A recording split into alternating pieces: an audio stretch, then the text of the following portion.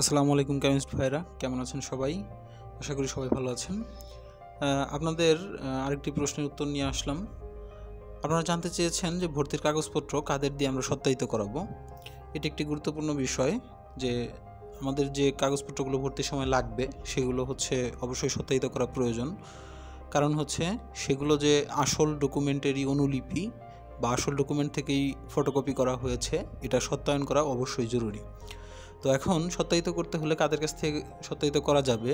যেহেতু আপনারা ওষুধ ব্যবসার সাথে জড়িত বা হাসপাতালের আশেপাশে থাকেন, সেক্ষেত্রে ডাক্তাররা যারা আছেন তাদের কাছ থেকে নিতে পারেন, এমবিবিএস ডাক্তারগণ। এছাড়াও বিভিন্ন সরকারি অফিসের নবম গ্রেডের অর্থাৎ প্রথম শ্রেণীর যে কর্মকর্তারা আছেন, নবম গ্রেডের গেজেটেড কর্মকর্তা যারা আছেন তাদের কাছ থেকে সত্যায়িত করে নিতে পারেন। যেমন কলেজের অধ্যাপকগণ, তারপরে বিভিন্ন সরকারি অফিসের প্রধানগণ যারা আছেন তারা মোটামুটি অনেকেই নবম গ্রেডের কর্মকর্তা, নবম গ্রেডের অফিসার এবং প্রথম শ্রেণীর কর্মকর্তা।